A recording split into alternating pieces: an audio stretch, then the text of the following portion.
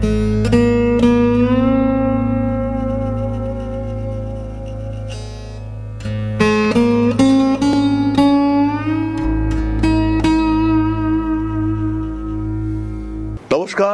মকর রাশি, মকর লগ্ন, মানসিক দিক থেকে মৃদু অস্থিরতায় ভুগছেন এবং সবচেয়ে বড় সমস্যা হচ্ছে ফ্রেন্ড সিলেকশনে গন্ডগোল করে ফেলছেন।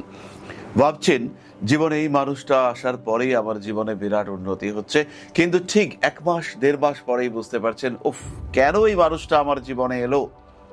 আপনি কিন্তু রাহুর নেগেটিভ প্রভাবে পড়েছেন। বিজনেস করতে চলেছেন, মনের মধ্যে হিউজ কনফিউশন, কোন বিজনেসটা করব। ক্যাটারিং এর ব্যবসা করব, আমি কি একটা ছোট খাবারের দোকান করব, নাকি কাপড় চোপড়ের ব্যবসা করলে ভালো হবে, অনলাইন করব না অফলাইন করব, টাকা পয়সা কোন দিক থেকে আসবে, কিছু সাপ্লাই ওরিয়েন্টেড ব্যবসা করব। হিউজ কনফিউশন, আপনার বিভিন্ন দিকে নলেজ রয়েছে। আর যখনই যেই মুহূর্তে আপনি ডিসাইড করলেন যে এবার আমি ব্যবসা করব, ঠিক সেই সময় থেকেই এত অপশনস ক্রিয়েটেড হতে শুরু করলো যে আপনি নিজেই কনফিউজড যে কোন ব্যবসাটা আপনার করা উচিত, কোন ব্যবসাটায় আপনার ইমপ্রুভমেন্ট হবে। সত্যি বিগ কনফিউশন আপনার সামনে, আপনি ডিসাইড করতে পারছেন না কি করা উচিত। এর কারণ কিন্তু একটাই, রাহুর নেগেটিভিটির মধ্যে আপনি রয়েছেন। মকর রাশি, মকর লগ্ন, মনের মধ্যে অদ্ভুত ফোবিয়া কাজ করছে। মনে হচ্ছে ঘরে তো আমি একা, কিন্তু তাও ঘরের মধ্যে যেন একটা কারোর অস্তিত্ব আমি উপলব্ধি করতে পারছি।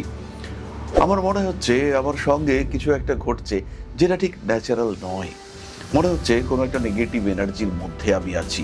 মনে হচ্ছে আমার চারদিকে একটা ডার্ক এনার্জি কাজ করছে। যেমন ডার্ক ম্যাটার হয়, যাকে দেখা যায় না কিন্তু তার অস্তিত্ব রয়েছে, ঠিক সেইভাবেই যেন একটা ডার্ক এনার্জি সার্কেলের মধ্যে, কোনো একটা স্পেলের মধ্যে আমি রয়েছি। কেউ যেন আমার দিকে তাকিয়ে আছে, আমি একা ঠিক নই। এরকম অদ্ভুত অনুভূতি যদি আপনার হয়, সেই ক্ষেত্রে অবশ্যই আপনি রাহুর প্রভাবে আছেন, আর আপনার জন্মকুণ্ডলিতে রাহু নেগেটিভ সিচুয়েশনে আছে। মকর রাশি বা লগ্নের মানুষ কিছুতেই সেভিংস করতে পারছেন না, কিছুতেই মানি ম্যানেজমেন্ট করতে পারছেন না, টাকা ধরে রাখা এটা কিছুতেই যাচ্ছে না।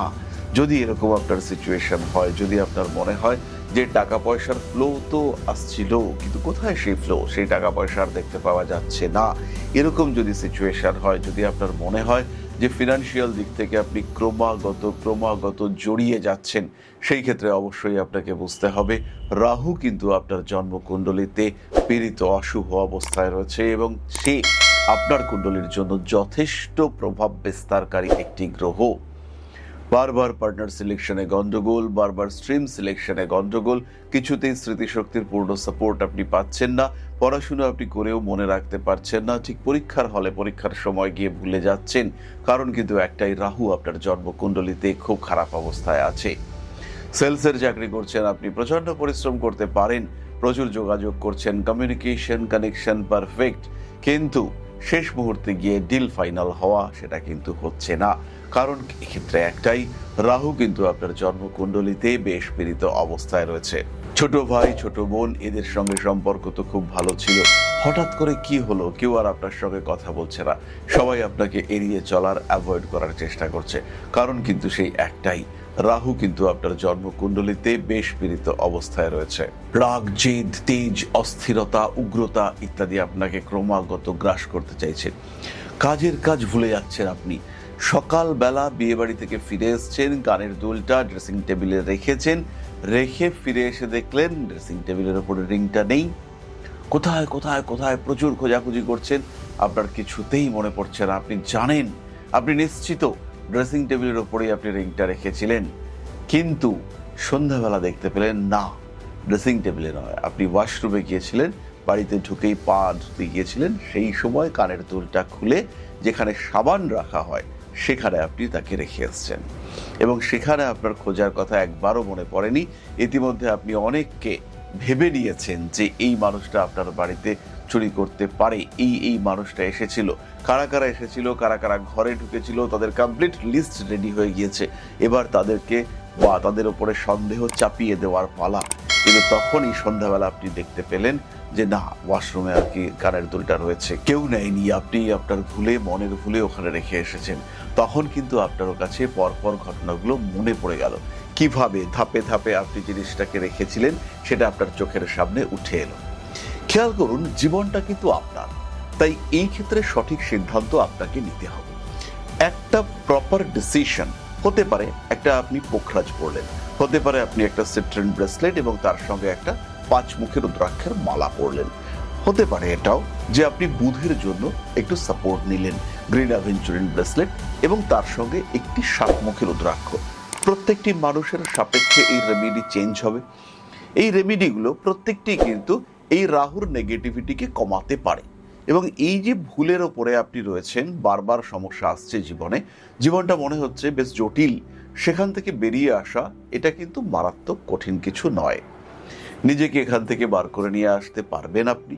নিজের জীবনের সমস্যাগুলো থেকে নিজেকে ফ্রি করবার সুযোগ সেটা আপনার সামনে আসতে পারে। খুব সহজেই আপনি এই জটিলতাগুলো থেকে নিজেকে বার করে নিয়ে আসতে পারেন। তাহলে নিজেকে ভালো রাখার জন্য কিছু সিদ্ধান্ত আপনাকে নিতে হবে। এক্ষেত্রে আপনি জ্যোতিষ বন্ধুর পরামর্শ নিতে পারেন, নিজে জ্যোতিষ শিখতে পারেন। জ্যোতিষ কিন্তু একটা রাস্তা বা জ্যোতিষ একটা প্রপার ওয়ে, যে ওয়েতে আপনি আপনার জীবনকে সুন্দর করে তুলতে পারবেন। একটা সিস্টেম যার মাধ্যমে আপনার জীবনের একটা টাইম ফ্রেমিং, একটা গ্রাফ আপনি তৈরি করতে পারবেন, যে এই সময় আমি উঠবো, এই সময় আমাকে নামতে হবে, এই সময় মাথা ঠান্ডা রাখতে হবে, এটা প্রতিবাদের সময়। এই টাইম ফ্রেমিংগুলো যখন আপনি ক্যালকুলেট করতে পারবেন তখন জীবন একটু সহজ হবে।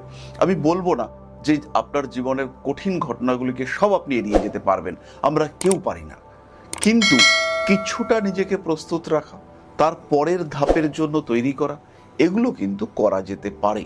সুতরাং জীবন অতটাও কঠিন নয়, ভালো থাকা যায়। আপনি ভালো থাকবেন, মা আদিশক্তি আপনার সঙ্গে আছেন। জয় মা আদিশক্তি। নমস্কার।